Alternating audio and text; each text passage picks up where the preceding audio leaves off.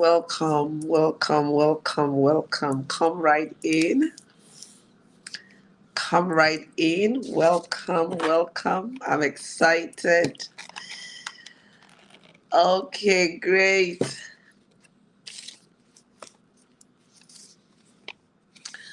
Welcome to another amazing episode of the Friday Night Hangout. I'm so excited because we're moving forward with a new team that would help us wrap up the year strong. So, welcome in. And if this is your first time of joining in, I'm your host, Joy Onyeso, and I welcome you to Friday Night Hangout with moi. I'm so excited, really, because for the next few weeks, we're going to be having a conversation on how to wrap up your year. We're going to be looking at things your business needs to do before you wrap up your year. Isn't it surprising? We're already at the end of the year, right? It just seemed like yesterday when we were talking about vision for 2023, clarity, work plans, goals, and all of that. And here we are, right in the month of November, few weeks to the end of the year, already discussing about how to wrap up our business for the year. But that's so amazing. And that's the essence of seasons, right? That's the essence of seasons. Everything in life has seasons, and we need to get prepared for the seasons. One season opens, it heralds in another season. So each season is a preparation for the upcoming season. So right now, we're talking about the season of wrapping up the year, the season of pushing through, really pushing through, getting to the finish line for 2023 and getting prepared to jump right into 2024. Who is excited? Really, really, really excited. I'm so happy to see you back, Nasiba. It's so great to see you. We've missed your beautiful face here. So welcome back. Okay, I can see Roma, I can see Ozioma. So welcome, welcome, welcome. Please, if I do not mention your name, no offense meant. You know how it is with technology. Sometimes there is a lag, there is a delay. I get to see some people, right? So I'm just excited. And we're going to be doing this conversation. I see it. We're all excited. Yes, yes, yes. This is interesting. So tonight I'm just going to focus on one of the things that we need to do as a business, even as an individual. So feel free to adapt this conversation to even your personal life, right? One of the things we want to do as we end the year is to conduct a financial assessment of our finances. Now, I don't want, you know me, I like to keep it very simple because this is an informal platform where we come in to hang out and just get some nuggets, right? Now, what do we mean by this? It's very important that if you're running any business venture, probably you've done it for years, or you're just a startup. You started sometime this year, maybe January. This is November. You've been putting in money. You've been making sales, or you haven't had much sales. You've just been engaging and all of that. As long as there is some money going in and out of that process, it is very important that you do an assessment of the process. There's a common saying in Igbo land that if you do not know where you're coming from, you will not know where you're going to. So the idea is it's very important for you to always have an assessment. We want to know, how has that business done from January to the date to when you wrap up for the year. Before you say your business is profitable, before you say your business is not profitable, what data do you have? You don't want to make assumptions. When it comes to finances, specifics are very important. You don't want to be making assumptions with finances. And that's why a lot of businesses, especially small businesses, suffer. So even if you are completely an online vendor, you still need to do an assessment of your business. Now, why it is very important for you to do that assessment, the financial assessment, is that it helps you to know the performance of your business from day one till when you're wrapping up. You can't just close shop and then, you spend so much money and then January you're back. How do you even set your goals? So you want your goals to be set on certain benchmarks. You don't just want to make arbitrary figures. Some of us are already making plans for next year, putting in place some financial goals. What are you basing those financial goals on? Are they just sentimental goals that you're putting for yourself? Oh, my business is going to make 200,000 naira for 2024. Oh, I'm going to make 1 million naira in 2024. What are you basing those goals on? Do you have any data that is guiding the decisions you make? And that's why financial assessment is very critical. What is it really about? It's just the process of looking at your business, to seeing the performance, to knowing how profitable it is, how stable it is. You want to know all of this, and that's why you assess the business.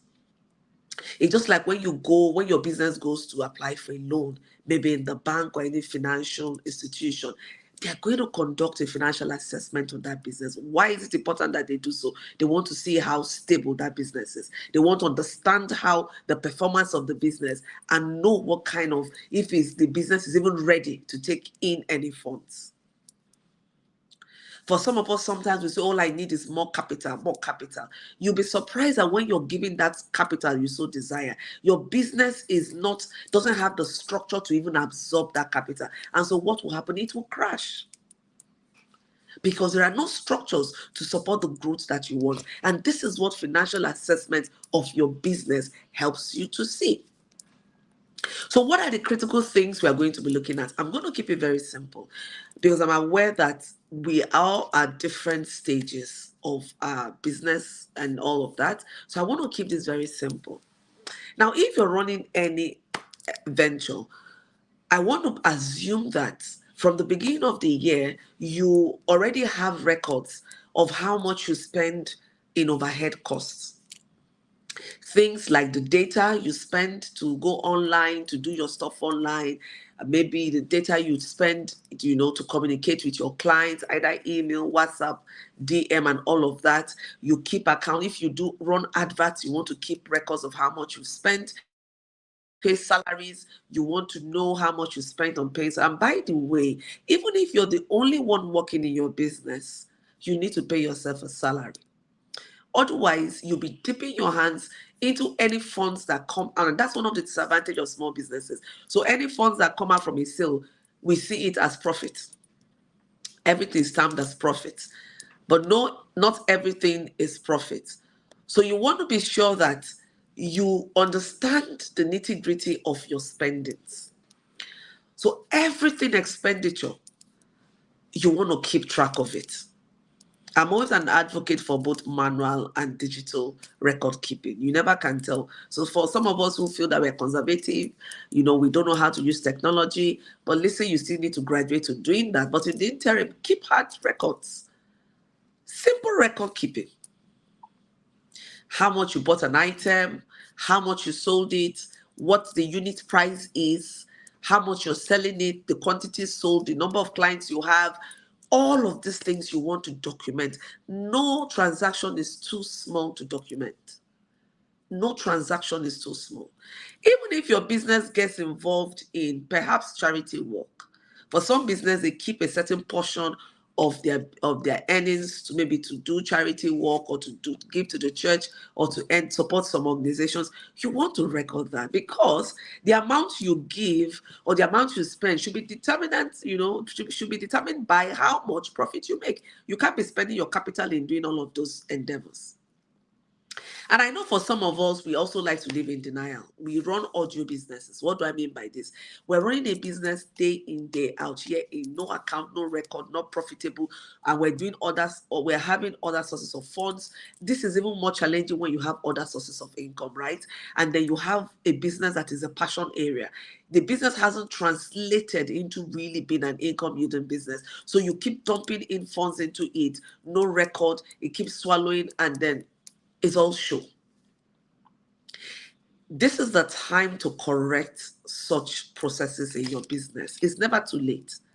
This is the time to review. This is the time to evaluate. This is the time to put in place measures that will help you close the gap. So one of the other benefits of conducting a financial assessment is that it helps you to know the strength of your business, the weaknesses of your business, the gap areas. You want to plug in the gaps.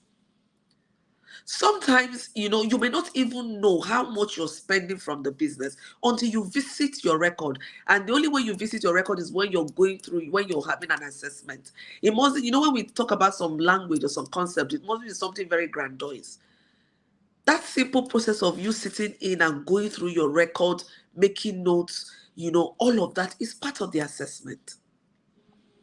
So, my dear entrepreneur, before you wrap up the year, make out time to go through your records from the beginning of the year till when you shut down for the year. You want to look at the stock you have remaining. You want to take physical count. If you have physical products, you want to take physical and be sure that your stock doesn't just exist in your record and they're nowhere to be found. I've had clients who, during the period of stock taking, will find out that what is in the record is different from what is physically available. So you also need to make sure that what you have in your records as ending the year with is what you really have in stock. You want to be sure that what you have in stock. You also want to know your liability. You also want to know all of this. You want to see how much is your business owing people. In this day and age, we all build different kinds of relationship to run our business. Maybe you have an arrangement with someone where you have a vendor that supplies you raw materials, and so the person supplies you, you pay the person weekly or monthly. You want to see how much. You just want to see how much you're paying the person. Be sure that you're not overpaying or underpaying. You want to be sure what you're wrapping up the year with. You don't want to wrap up your year in deficit. You want to really know the health of your business. I just want you to look at it as an individual who is going to a doctor, and doctor say, run this test, run that test, run that test. At the end of the doctor examines all your results and say, okay, you're healthy. That's what we say. That's what we're talking about for the business. So you want to assess your business and see how financially healthy your business is. So that if your business is not healthy, we'll now start looking at, just like the doctor gives medications, prescribe what to do. Maybe ask if perhaps you have some kind of ailment to say maybe you need to do more exercise, you need to cut down on this food, you need to take more of this. That may be what your business needs. But if you don't do this assessment, how will you now know what improvements to make to your business? I know, right? Many of us, especially women entrepreneurs, we run away from this. We don't want to get into that. We feel it is too technical, or we feel that it doesn't matter. I know it. I have it at the top of my head. My dear, even if you have it at the top of your head, you want to have it in a written format. Especially if you're in that business for the long run. You want to keep records. If you want to grow your business sustainably for the long run, there has to be record. You want to look at the historical trends of your business. How has your business done in the past? Sometimes by reviewing these records, you would see that certain product that used to give you so much money is not. You begin to ask the question, why? And simply reviewing and answering that question, why, will take you to digging into other issues, and you'll see what is amiss. You start asking questions. So, my dear, don't wrap up your year without making out time to do one, a physical stock taking. So, if you have physical products, you have books, you have any kind of physical product, do not wrap up your year without making sure that what you have in your financial records, it is what you have physically in your store. You might say, well, I have products worth 200,000, 150,000. Please make sure before you wrap up the year that that stock you have on paper, on record, is what you have physically. So if you are a business person, please, no matter how small your business is, some of these are very foundational to the growth of your business. When you build it as a habit, as a routine, that before you close your year, you can do all of these things, it makes your business grow stronger.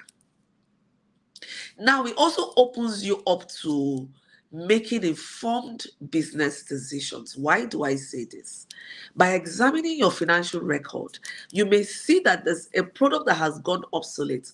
You may be spending so much on that product for the last 5-6 years. Instead of it getting better, it's getting worse. Sometimes we're so sentimental about decision making.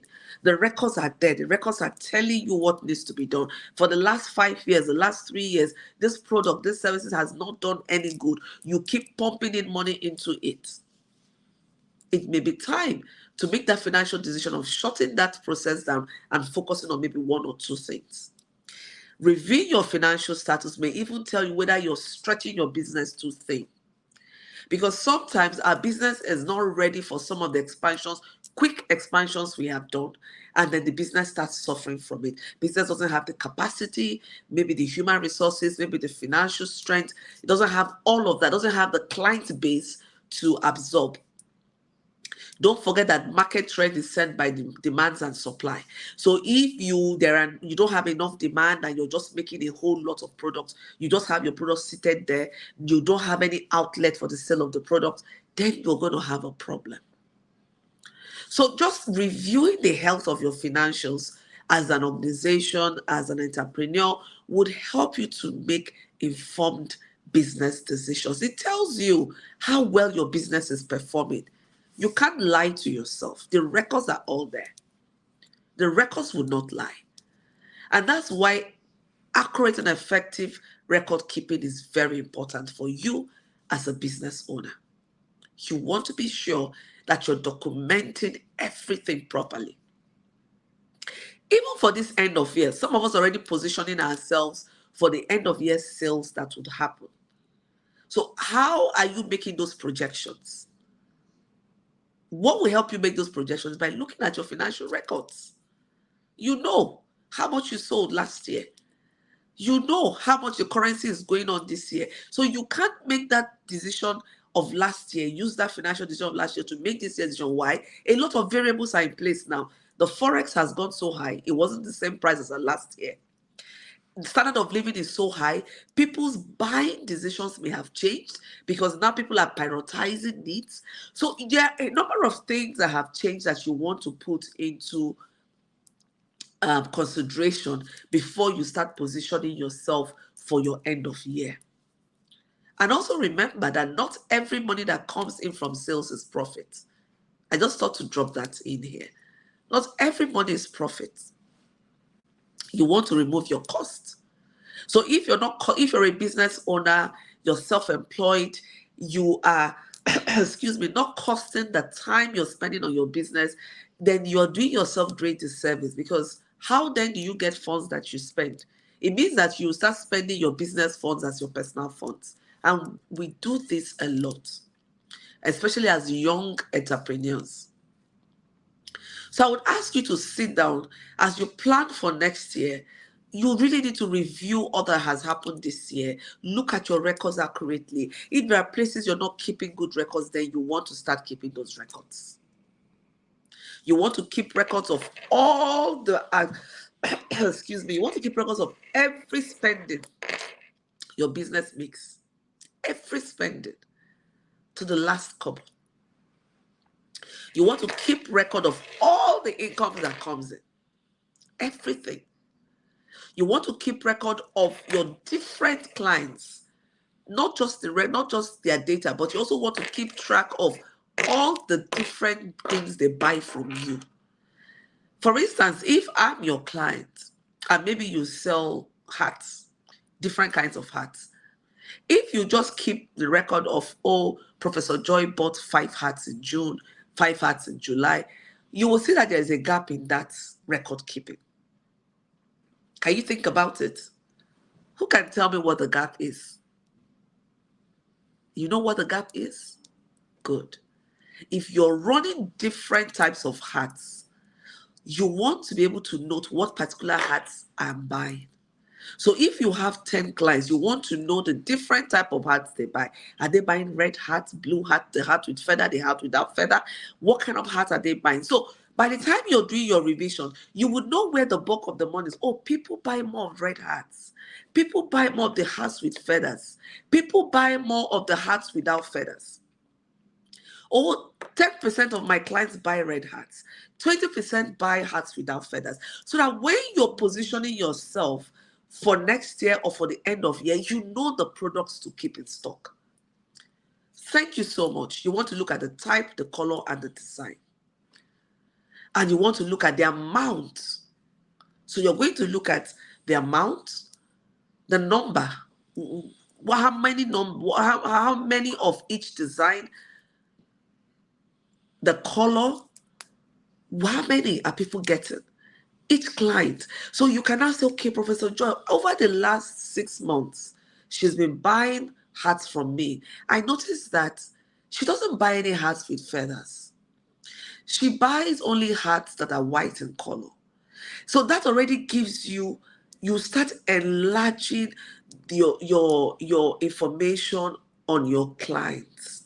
So that when you decide to run your product, your promo, or you decide to come into new what do they call it, product design, you already know who your target client would be.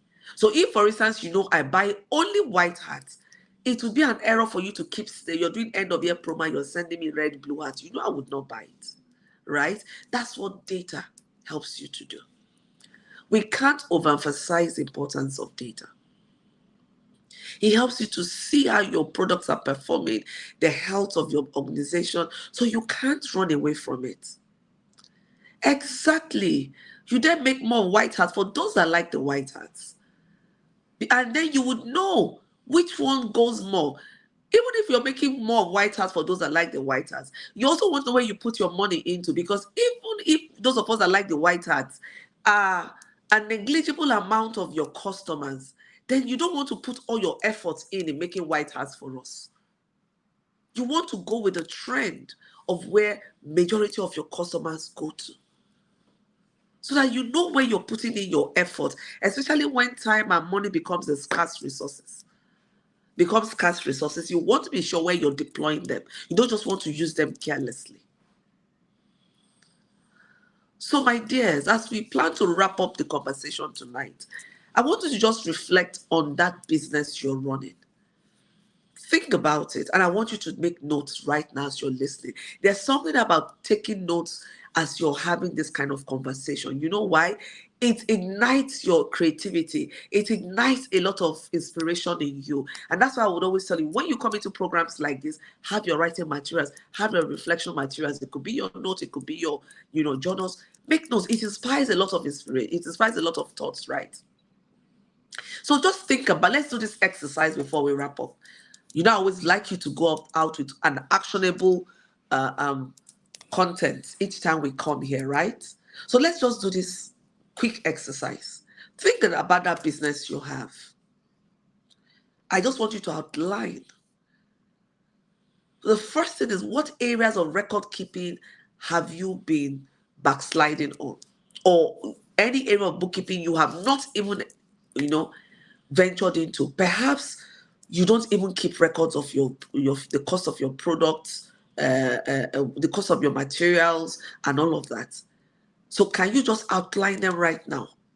What areas have you not been good at in keeping records? These are things that when you sit down to reflect on your business and do your financial assessment, you pull these records out and you know where to channel your efforts into. If you're one that have physical products, how much of your products do you know or do you keep track of? Do you know what products of yours your clients, majority of your clients like, and why? Do you know what appeals to them? Do you know where 60 to 70% of your income comes in from? So if you're running a diversified business where you do a number of things, maybe you sell clothes, you sell shoes, you make them as well, you sell Ankara. Do you know which of your product gives you the most funds, the most income? You want to know that, because that's where you want to put a lot of energy into while you're trying to build the other areas of weaknesses. So these are key things. Do you know how much money you made each week, each month, first quarter, second quarter, third quarter? Do you know how much funds you made? Do you know how much of those funds you could term as your profit, where you remove all the expenditures surrounding that particular transactions? Cost of adverts, cost of phone call, transportation, staff, electricity, and all of that. Do you know where all of that goes to? And then there comes also the taxation issues, the tax issues. You know me, I've always talked about this. It's always important that from day one, you build your business to go with the trend. You build your business to follow the policies in your business environment. We cannot run away from tax. Even if, unfortunately, the government may not be using the tax for what they are meant to use it for, it doesn't justify not paying tax. So you want to look at it. As an entrepreneur, what you'll be paying would be if you're it depends on the kind of business structure you're running. So if you're running a what do they call it, a business name, of course it will be personal income tax, right? So you want to be sure that your income is accurately captured and you understand that you need to pay tax. The business environment is really changing and evolving drastically, and it's going to take only very grounded businesses to survive the coming seasons. It's just the truth. And not just survive, to thrive. Because one of the things I always like to talk about is how you can thrive as a business. Your business can thrive even in the most challenging circumstances if you get the fundamentals right. And one of the key things you need to get right in the business is your financials. Once you can get your financial processes grounded and running, your business is going to be very resilient because you can make informed business decisions based on the data that you have. Many businesses make decisions without knowing, without even any information, without nothing, no financial information. Before you decide to expend XYZ amount of funds on buying that equipment, have you looked at your cash outflow? Have you looked at your income? Can you tell where it's going to come from and how much profit in the long run this equipment is going to bring into your business? What made you come to that decision that you need this equipment, you need that office, you can pay so and so amount for an office space? I'm telling us, because even up to how much you pay as rent is a very important decision that should be made based on informed data. So when you decide to move from that one-room office to getting a 3-bedroom flat as your office space, what made you come to that decision? Is it just because you want to look good and feel good and let people know you've arrived? Is that what is driving that decision? So as we wrap up the year, I really want you to sit down and start reviewing your business decisions, start reviewing the financial health of your business so that you can position yourself to hit the ground running in 2024. And remember, just to conclude the conversation, we said that financial assessment is very important because it helps you to understand the performance of your business. It helps you know how profitable your business is, how stable your business is. It also helps you to know the strengths, weaknesses, gaps, opportunities for your business. It also helps you to make informed business decisions. And so this is what you want to put into that. Shaya says, I don't put in how much time I put in. Right. So this is what we're talking about. And you need to do that because you need to put a value on that time. And that's why I say not everything that comes in is profit. So if you're not putting in the time you spend to create, the time you spend to do the business, how then do you pay yourself?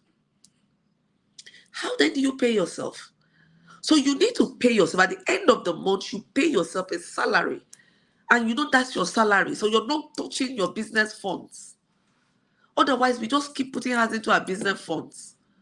And at the end of the day, when you're taking, and you're not putting back and you're not investing, what happens? It goes dry. And let me tell us one thing before we wrap up.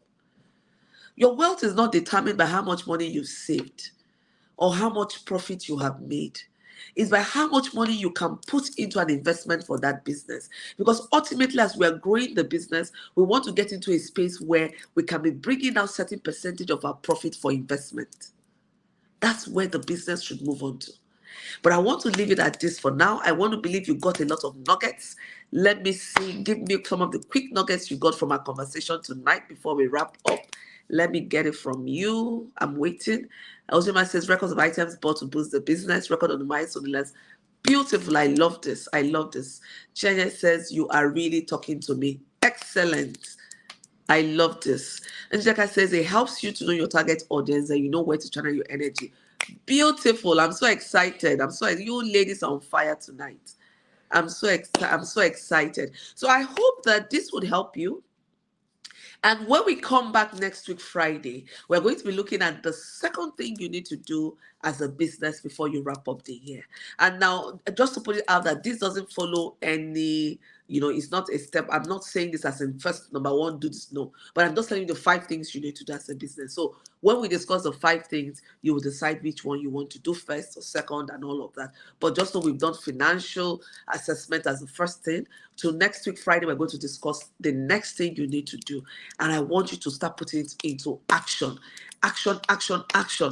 Take time out and start implementing already by next week. So if you haven't done some of these things or you've gotten some insights, some aha moments from this conversation, put it into action right away. That's one way you get moving, okay?